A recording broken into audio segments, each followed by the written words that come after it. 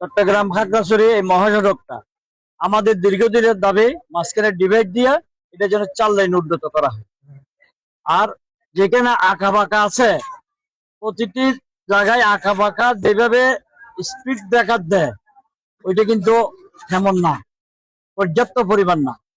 আজকে অনেক দুর্ঘটনা এই রাস্তায় ফটিকছড়ি অঞ্চল এবং হাটাজারি অঞ্চলে দেখলে দেখা যায় মোটরসাইকেল একটা রেস দেয় বিভিন্ন গাড়ির সাথে।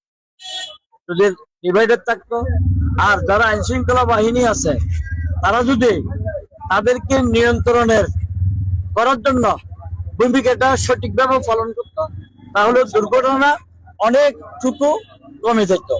আর আমি ছুটে আসছে না আসছে ওদিকে না গিয়ে বিফোর দেখে না আসবো আমাদের মাননীয় প্রধানমন্ত্রী কি বলেছেন, গর্ব কাজ গর্ব দেশ, সবার আগে বাংলাদেশ। আমাদের কাজ কি?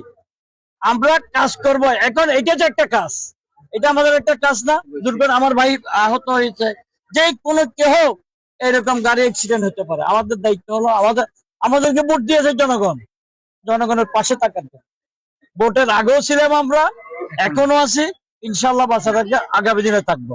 ওই কয় টাকা আপনি বলছেন অনুদান, এটা কয় পয়সা? একটা মানুষ যে মৃত গাড়ি অ্যাক্সিডেন্ট হয়ে মৃত হয়েছে, লাশ হয়েছে, এটার দাম দিয়ে আপনি টাকা দিয়ে কিনতে পারবেন? কোনোদিনই না। আমরা তাদেরকে সহানুভূতি জানাই, তাদের প্রতি সহানুভূতির ভাষা তো এটা কিভাবে বুঝাবো। তারপরও এই মর্মান্তিক দুর্ঘটনায় যারা নিহত হয়েছেন তাদের পরিবারের প্রতি দুঃখ প্রকাশ করছি এবং তাদের সাথে আছি আমরা। যারা আহত হয়েছে তাদের সাথেও আছি।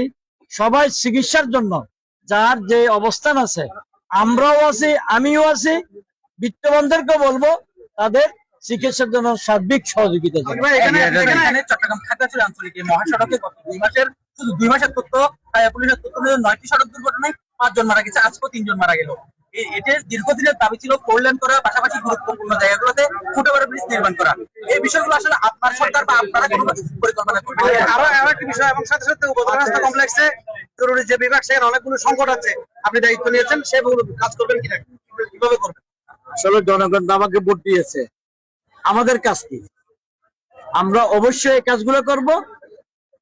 ওয়া কারণে ইনশাল্লাহ দেখবেন দৃশ্যমান হবে। কয়দিন হলো আমাদের সরকার গঠন করেছে, 12 মার্চ নির্বাচন, তারপর 5 দিন পর সরকার, আর কয়দিন 12 দিন। দৃশ্যমান কিছু দেখবেন। মাননীয় প্রধানমন্ত্রী সকাল 9টা থেকে অফিস করে, এটাই আপনারা বুঝেন না কি হবে? ইনশাল্লাহ দৃশ্যমান। ঠিক আছে।